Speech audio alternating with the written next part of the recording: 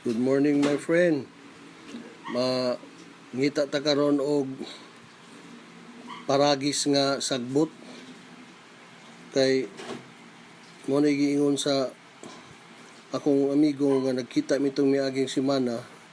Natingala man ko sa iya nga grabe man siya sakit, halos mangbukol naman ang iyang mga bukog tungod sa kining sa arthritis. Tapos napa siya sakit diabetes, high blood. Pero pagkakita na mo sa tumiaging semana, baskog naman kay siya. So daghan makano kung gitumar ka tambal. So pagpangutanan ako sa iya, ingon niya nga nako na siya ginainom nga herbal. Paragis ko no ang tawag, sagbot ko no na siya. So iya kung ipakita, kumun man nga sagbot pasagbot man na sa dalan, sa kalsada. So mo na karon ang atong testingan ako my friend, kay iya man ning himuon og bali lagaon niya, himuon niya og tea. Twice a day siya magainom. So sa pagpamedikal niya nawala tanan ang iya mga sakit, ni normal siya daw kuno. Pero makatuo mapug ko kay baskog naman siya, mao ni siya my friend ang paragis. So makita man niya sa mga kalsada, makita man niya bisag asa man niya nga sagbot. Pero imo na ni siya glimpyuhag maayo kay hugaw man ni siya my friend. Basing masakit na hinuong ka, pero imo ginilimpyuhan og maayo. Panguhaon nimo tong mga patay, limpyuhan nimo tong mga buhangin-buhangin. So naapangita ta dito unahan kay basig naapay mas limpyo ngadto. O kani siya mo ni siya ingon ani my friend no. Pero murag kanang ngita pataglain. Kay kinahanglan ni siya nga kanang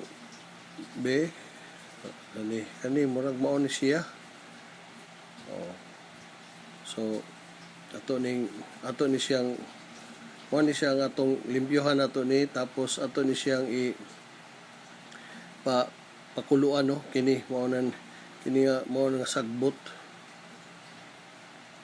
So kini ato na ni siyang limpyuhan para wala kayo dili kayo maapil ang mga buhangin.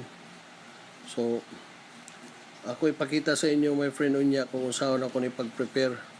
So mao man ni siya my friend akong limpyuhan na ani, tapos ako ipakita sa inyo kung saan ang procedure ani niya kay para makaside pud mo kung tinuod ba gyud ni, pero na may mapalit na ani sa tambal. So mura to my friend kay ulan na, sige adto na ko.